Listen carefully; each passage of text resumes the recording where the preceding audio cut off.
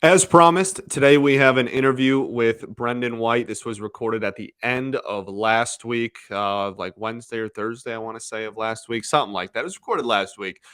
Brendan's awesome, and this was like seriously one of my like favorite people to talk to that I've ever had on the show. Certainly one of my favorite athletes I've ever gotten the pleasure of talking to. He's beyond cool, and he's a big. He just likes to talk about baseball. He like kept saying it, like I just want to talk about ball, and that's kind of something that I reiterate a lot too. Big stats guy, big analytics guy. We talked about what stats he uses. We took kind of a peek behind the curtain at the development team rather of like the Tigers and what they like to use. So much more. Erie's team, like that, playoff team and all that. Being added to the roster, everything in between. It was a really cool interview. I hope you guys enjoy. Yeah. So over to the interview today on Locked On Tigers. You are Locked On Tigers, your daily Detroit Tigers podcast. Part of the Locked On Podcast Network, your team every day.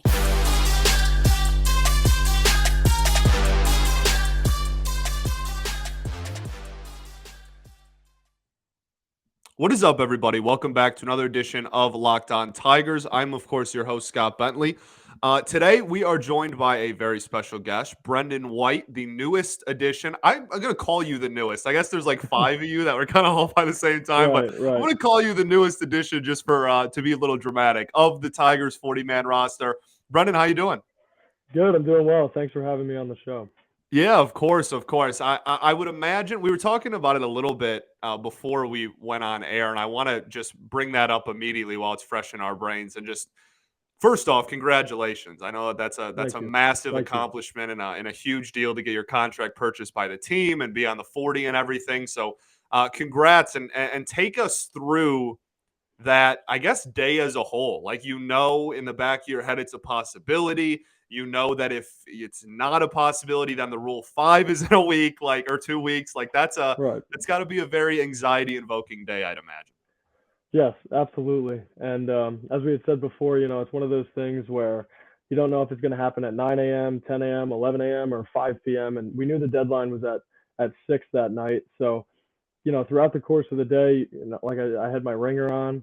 I didn't want to miss any phone calls if one was going to be coming in. And I was constantly checking Twitter and scrolling feeds to see what teams had put what players on and if there was any way to try and figure out if the Tigers were going to be doing it soon. And ultimately, we didn't. I remember not really seeing too much until around 2 or 3 o'clock. Twitter started to blow up with names starting to go out and seeing the potential list of guys that would get added. So it started to anxiety really started to pick up. I would say around 2 or 3 o'clock, and then ultimately subsided at 5:30 right after I got that call.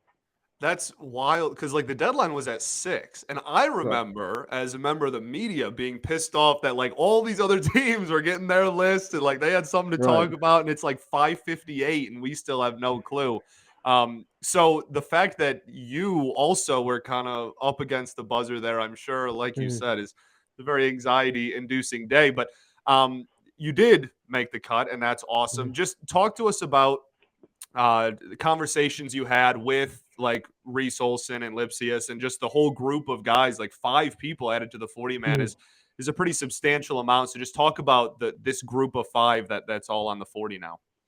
Right. Yeah. I mean, so Reese was my roommate throughout the entire year and through spring training, and then throughout the season we were road roommates and everything. So this has been something that we knew that both of us this would be our Rule 5 year, and that decisions would have to be made regarding, whether or not we'd be added to the 40 or left for the Rule 5. And so throughout the course of the summer, we had always talked about this, and then, we were kind of counting down the days until, it would potentially. I think it was November 15th until November 15th came. So then throughout the course of the day, right away, I remember waking up to go for my run. I was like, damn, this is the day. Like, I can't believe I have to spend this whole day like, with this amount of anxiety, like, because there's nothing you can do about it. Like you can just try and keep yourself occupied and go through your workouts and hopefully delay those a little bit, but it's difficult. And as soon as Reese and I, we woke up, we immediately started texting each other, seeing going back and forth about what organizations were putting what guys on the roster and if there were people that we knew. And, we were trying to find a rhyme or reason or, if there was a way for the Tigers to be up next or when they were going to be announcing something. So That was difficult. And then right after it was announced, and I saw everybody else got added because you don't want to just necessarily start talking to people and telling them what's going on. Like I thought it would just be better to wait and see when everything does get announced, about who it would be. And once we saw the full list of rosters, I mean, we immediately all texted each other, and we were like, oh, thank God that's over. But congrats and all that stuff. So it was good to celebrate with them. Yeah, I'm sure. I'm sure. Tell us about, I guess, the conversations you've had with either whether it's Scott Harris specifically or just the front office, because he keeps bringing up like you up specifically. Like I don't know if you're aware of that, but like when they ask Not about, particular. yeah, when they ask about like the newest additions to the 40 man and stuff, he appears to be a very big fan of yours, which obviously makes a little bit of sense. So just talk about the moment you found out and what that Mhm. was like. Yeah, so it's funny. I had just finished up.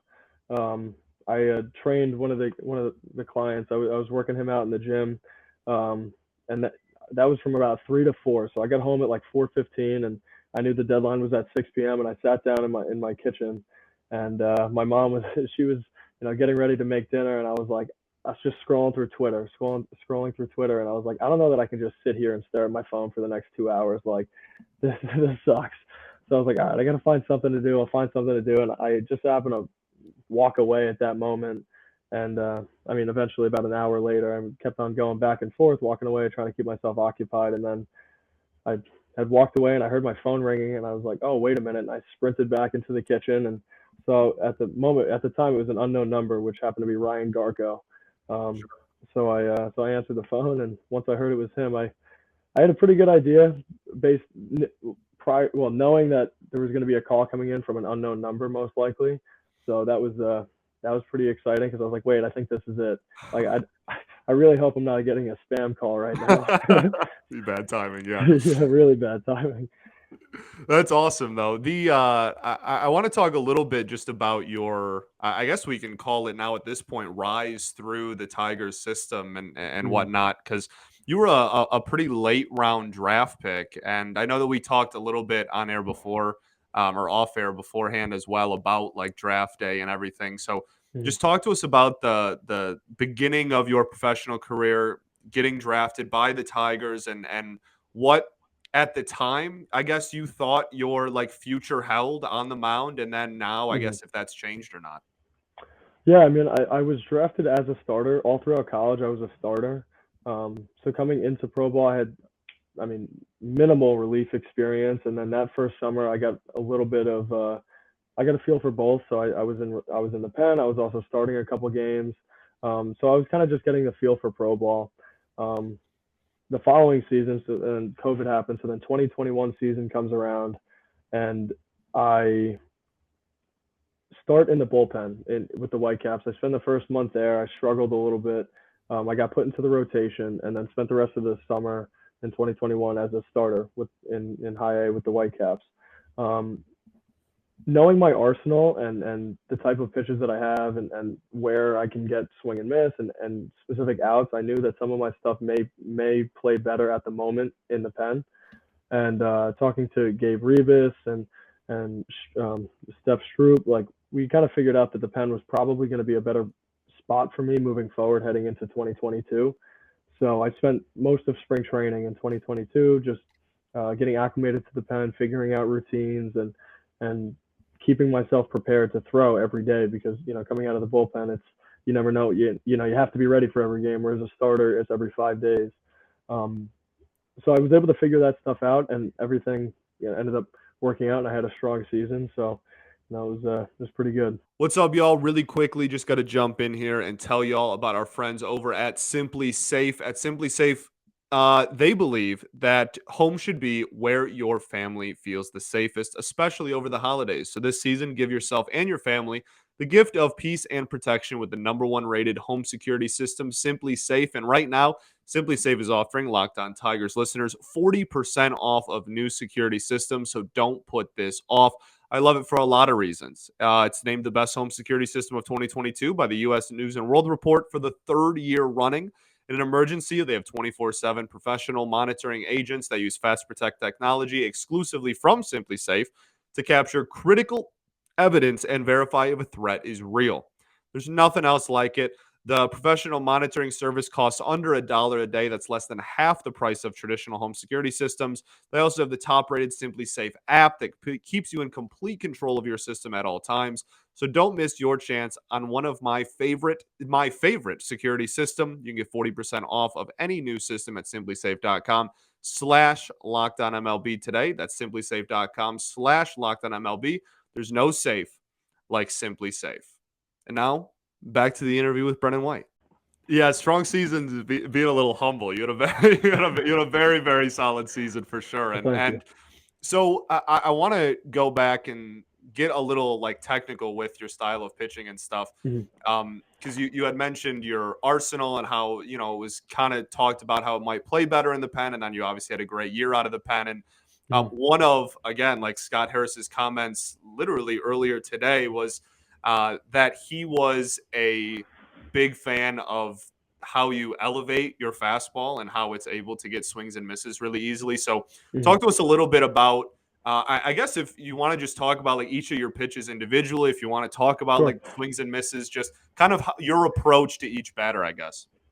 Yeah, so that was one of the things that I had started with regarding the fastball that I was starting to figure out. I would say in the middle to the end of last year, um, where elevating my fastball was able to induce some swing and miss. So looking at some of the data and some of the reports that were coming out, I was able to kind of pick a data point. It's called a VAA, vertical approach angle, and I noticed that my ball was more flat at the top of the zone, and with the swing path that swing paths are, For it's going sure. to stay above the zone or above the bat as the bat comes underneath, and so that was something that I could utilize to try and get swing and miss, to pair with my slider. So I was able to put my slider with a four seam, and my slider is probably my best pitch and my favorite pitch.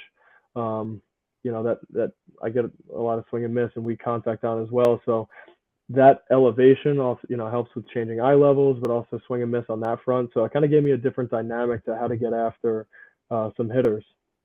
For sure. Well, let's talk about the development that the system, I guess, that is in place by the Tigers. That you kind Mhm. of talked about a little bit there, looking at movement and looking at bat paths and stuff, and that's something that I am super fascinated in. Just with talking with several other pitching prospects in the organization about how the Tigers develop their pitching and whatnot. So when you're looking at those kind of numbers, which ones, I guess, are you specifically looking? I guess what are your favorite stats and what are your least favorite stats? I guess is the simple way to put it. What analytics are you using to try and help you and help improve your game?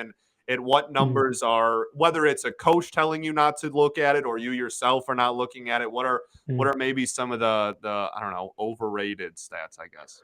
Right. The things that I tend to look for when it comes to my four seam is my VAA. So I want to see how flat I can get my fastball. So that's one of the things that I pay attention to. And granted, the higher I throw it in the zone, or just not even in the zone, it could be out of the zone, the more flat it would be. But I just want to see how effective my pitches are in the zone. Like when I put the baseball in the strike zone, what happens to it? And ultimately, that's the most important piece because especially going into Double A this year, and then the levels moving forward, like the zone gets smaller and smaller because the hitters get that much better and better, and so being able to have confidence in certain pitches to put them in the zone and having a pretty good idea of where to get swing and miss or where to get weak contact is really important. Um, so on the slider side for me, I like to see the movement of it and the so how much horizontal break it has.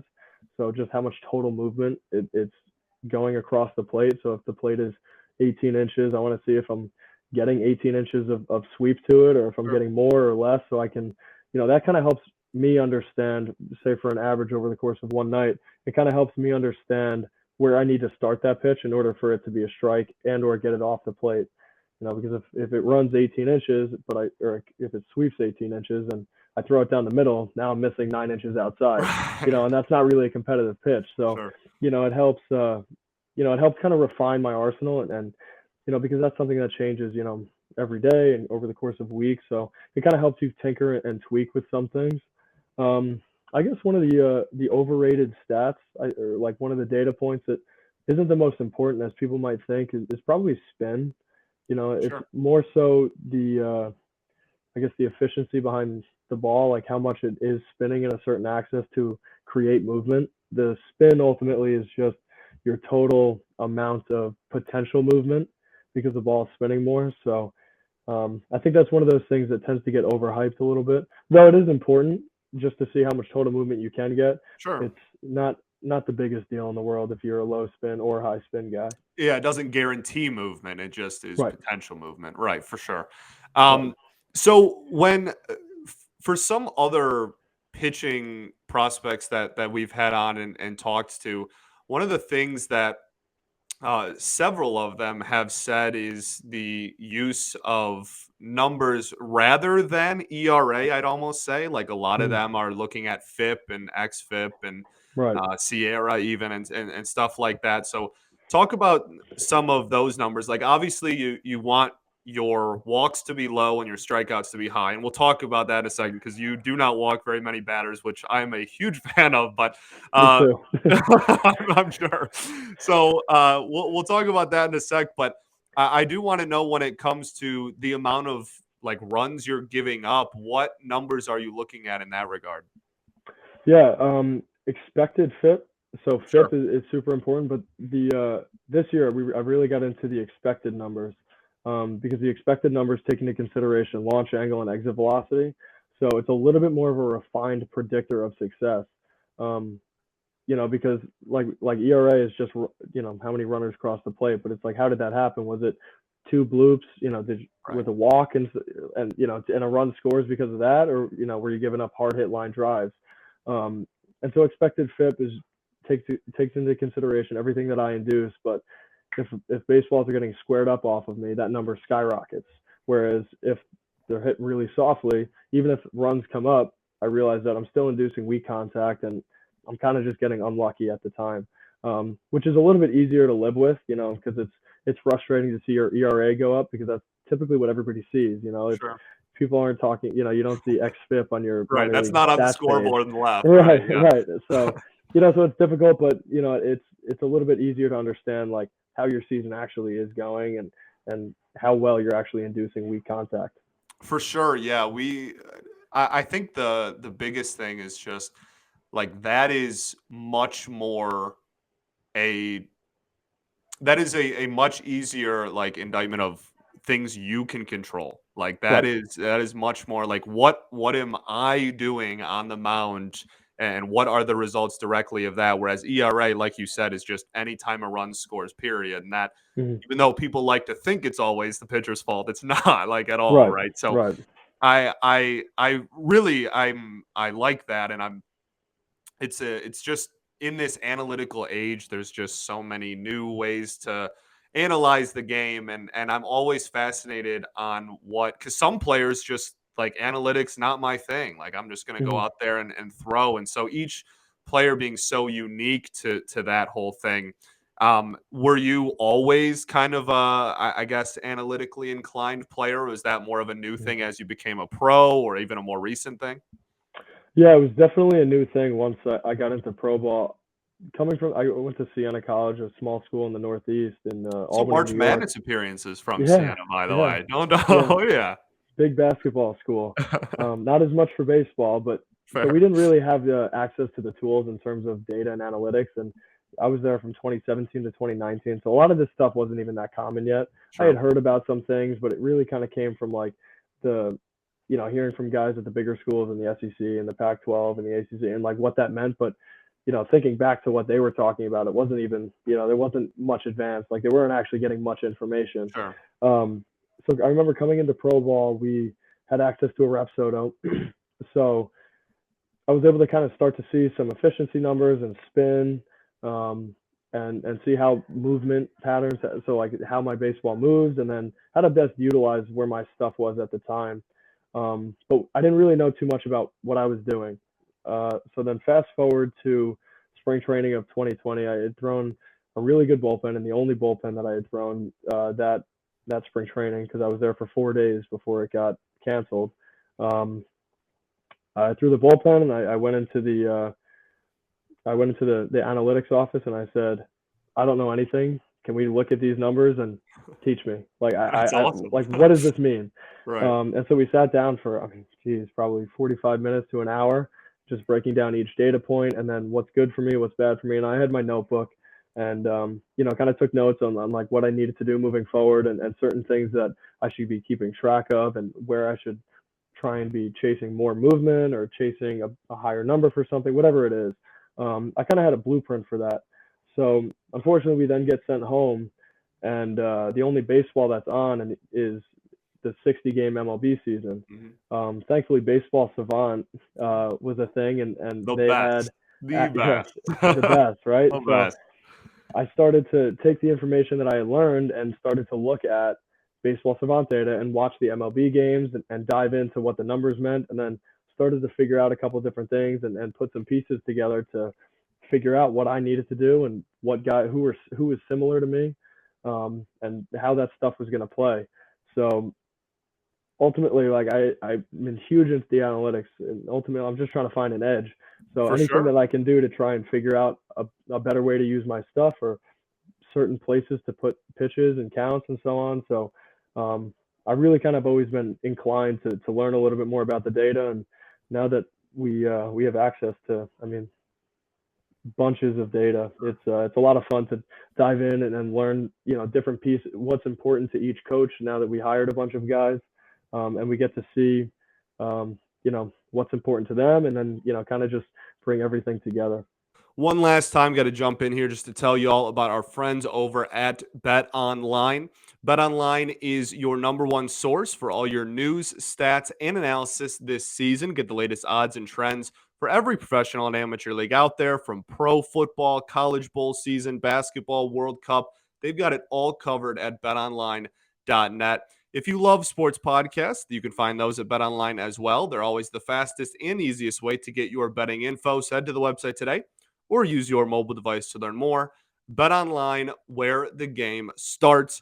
That's the last jump in from me. Enjoy the rest of the interview. Really cool guy. And yeah, I will see y'all on the flip side. For sure. And yeah, I'll tell you, I haven't watched a baseball game without Savant open in, at this point years, probably. Right, That's a right. best friend of the program for sure. So I do want to talk about the you mentioned the coaches and there's some more Mhm, coaches coming in, really top to bottom, really across the organization over the last 2 years specifically. There's been kind of a, I guess, overhaul is probably the word, with a lot of new additions to the coaching staff. And so within that time frame, the pitching development has also seen, from an outsider's perspective, has appeared to have taken big steps forward. And there's a lot of improvements on the pitching side of things in this mhm. organization. So just talk a little bit about what you've seen on the developmental side of things, what you know about the coaching staffs of the levels above you, who has Mhm. helped you along the way so far, just kind of highlighting the development up to this point. Right. Yeah. I would say the biggest thing is we were kind of given access to everything that we could need. Coming especially, I noticed this immediately in spring training when Gabe Rebus, our pitching director, had brought us all in, and he gave us access to all the tools. He said, we have these bands, these I believe it was driveline balls, these clubs. We have velocity belts. Like we have all these tools. So we're here. Like these tools are for you to use. If you guys like certain things, use them. If you don't like, don't use them. Um, and then give us access to all the data itself. So it was kind of more hidden from us for the last prior to. We had to be sitting down with a coach in order to look at data so that we weren't just getting into our own heads and trying to figure things out for ourselves and getting stuck. So they kind of took the opposite approach where they just said, well, feel free and let's talk about it. Like Sure. bring up some points and let's try and figure it out together. So the access to the information was awesome and honestly huge for me because I spent the whole year looking at it and trying to see where I was going, trending up and trending down. So that was really cool. Um, but I would say the biggest thing is with approaches and really honing in on your strengths, and that's something that they really emphasized to us was know your strengths and execute them, right? Because ultimately everything comes down to execution. Sure. So it's know what you're good at and get really good at that. And we're not expecting you to be anybody other than yourself. Um, and so I mean, they were able to share that vision with us, and it was, it's really what helped. I know me personally and other guys, kind of take control and take advantage of the resources and the tools that the Tigers have, and to, take ownership over their career and really propel themselves forward. Have you worked a lot with Feder yet? Not too much. I had thrown a bullpen with him in spring training, but that was really the only time that we had actually worked like Sure. one on one. But I'm hoping to spend a little bit more time doing that this year. I think the fan base is open for you too as well. Like that's for my money. Like that's that's like the best in the business. He's unbelievable Absolutely. at his job. He's a great dude too. Hmm. And then like Robin Lund, the new hire from Iowa, like Hmm. kinesiology major, like that's focuses on like movement and like Right. the body, which I know you're big into as well. Like that's a Hmm. super. I don't know. Like I'm a huge fan of the pitching like staff and Hmm. everybody we have on like just reiterates what you did about how great the pitching development and the coaches and everything are, and that's just it's so nice to hear because if you went back, I don't know, 5-10 years ago, like that would be a Hmm. totally different conversation. So it's just a really cool like step forward that I think everybody has seen so far. Um, Absolutely.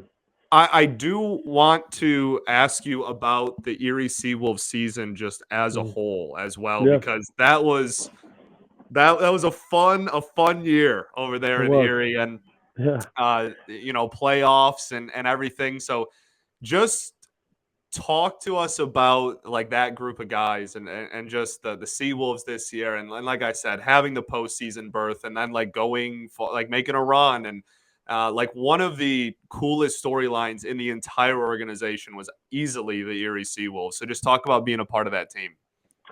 Yeah, I mean, it was an incredible group of guys. Everybody, we were all super close knit. Off the field, we're doing everything together and hanging out and watching movies and TV shows and, and playing pool and ping pong and stuff. And so, we got really close as a group. And so that kind of just went out on the field, which you don't necessarily always see in pro ball, because people are constantly shifting up and down levels. But I mean, our core kind of stayed pretty consistent in terms of our lineup and the staff, like the bullpen and the staff itself. So, we spent a lot of time together, and I mean, really, really all became really close friends. So I think you could see that on the field. I mean, I know personally, I felt it. The energy that we brought together. I mean, we were a very high energy group. We were snippy, and we had some fun, and and we happened to be playing well for realistically the entire year. Yeah. Came really close to winning the first half. I believe we came in second, and then we ended up winning the second half. So when you're playing really good baseball for that amount of time, you know the vibes are constantly good, and so it's easy to kind of keep on a roll and to stay happy and not to put too much pressure on ourselves, which allowed us to thrive. For sure, and when we talked about the Seawolves season, like on this show a few weeks back, it was this like beautiful blend of the players that got off to a hot start maybe early on, like the Kerry Carpenters of the world who Hmm. had just like a god season down there right in the Oh minors. man. So like you have some players like that who maybe got promoted early on, but like right as those players started getting promoted, then you had like this new wave of like, Reese Olson, like obviously going up there at some point and like Wilmer Flores and like you Hmm. just have like this infusion of talent, Parker Meadows that ends up getting called up like right as the players that got off to a hot start leave, like you just get Right. more like really good production and talent. So I guess just talk to us about the there's a lot of excitement around the players that are majority Hmm. on the Seawolves roster. I mean, that's Right. just in those five guys that got selected, right? Like Wincio Perez spent time there, Lipsius, Hmm. obviously, like you, Olson, like Mhm. It's just their Meadows. Everybody is obviously super excited about as well, and Mhm. Flores now is a top 100 prospect. Like the list goes on, and like they all Right. played for the Seawolves this year. So like, is that like in the mind of like that group as well? Like, hey, like Mhm. we, we're trying to like grow together, kind of have this, I don't know, like core almost, kind of like go through the system together. Right. Yeah, absolutely. And one of the biggest things, and going back to an earlier point that we had talked about in terms of player development, the emphasis this season was to win, and it was to go out there and to win baseball games and win a championship. Um, Ultimately, we just fell short of that, but the idea wasn't necessarily too player development focused in terms of like how like people weren't scheduled to get into games, and it wasn't just like Sure. we're here just to get you guys, like we're going out there to win baseball games, and we're going to try and do our best and put the best players out there in order to succeed.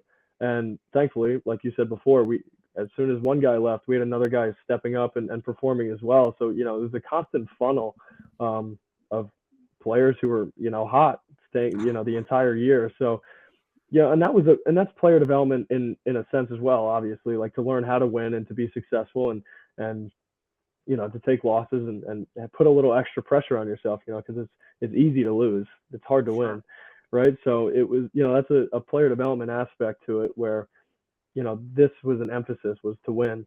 Um, so yeah, I mean, having the core guys being as successful as we all were in our each in our own way, obviously coming together, and we had a good season. Who is the best pool player on the team? Oh God, it wasn't me. I could tell you that much. I didn't spend too much time playing pool, to be honest. I mean, Fair I enough. spent I spent a lot more time playing ping pong, and I'd say Who's the best ping pong player then? Yeah, Marcus Solback was Ooh, incredible. I mean, geez, we had Gage Workman was up there. There was a lot of really really good players, and we would have tournaments and stuff. So it love was it. like we'd have, I mean, we'd have a ton of fun playing that. I only have a couple more questions for you, then I'll let Yeah, you get on for your sure. way. I do want to bring up the amount of walks you induce because it's Mm, very small, and that is something that immediately when Scott Harris took over, he said it in his introductory press conference. Like he went on this mm, huge spiel about like, the strike zone disproportionately affects how the game is played, and like we want to dominate the strike zone and on right. both sides of the ball, we want to throw strikes. We don't want to walk people, and a lot of people very quickly when it was announced that you were going to join the 40 man kind of like pointed to that and was like, oh, like Scott Harris guy, like that makes total sense because he doesn't walk very many batters. So talk about, is that a mindset thing? Is that more of an Mm, execution thing? Is that something that you're constantly thinking about? Like I mm, don't want to walk players, or is it just mm. kind of in the style? Just talk to us about the amount of walks that you don't induce, I guess. Yeah, it's definitely a mix of both. So mindset and then coming down to execution. Um, the mindset is always having confidence in the pitches that you throw, and using the data that we had learned. Sure. There's certain zones where we can get free strikes. That's called, we call it CSW, so called strikes and whiffs. So where Yep. if you put the ball there, they either take My it or listeners they are swing and miss very at it. aware of CSW. Okay, Don't you awesome, worry. great, Don't you great. worry yes. So yeah, so CSW is one of those big pieces, but ultimately it comes down to repeatability and being able to put those pitches where you want to. So even if you do fall behind in the count, having multiple pitches that you have confidence in that you can rely on to get yourself back in. Personally, if it's 2-0 count or if it's 3-0 count and I missed with a couple fastballs, like I'm confident to go to my slider in those counts and to get some strikes.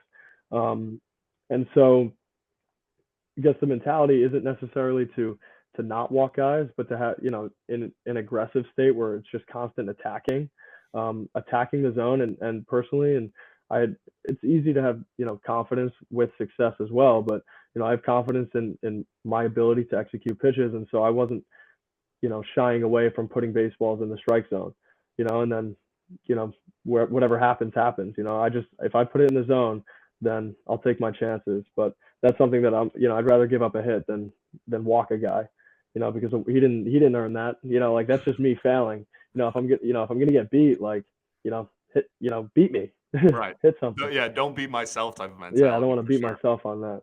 Yeah, absolutely. Well, I think that's all I got for you. I greatly appreciate you coming on. Oh, one more thing. I Yeah. ask like everybody this when Mhm. they come on the show, and I ask, depending on what level they're at in the system, favorite Mhm. place to eat in Erie, Pennsylvania.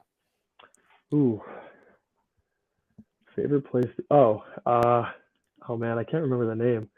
I would get every Monday. It was a tradition for my house. It was me, Reese Olson, Adam Wolf, Ty Madden started joining us when he came up at the end, and honestly, about 5 or 6 other guys. We'd always get all you can eat sushi every off day, every Monday. Love it.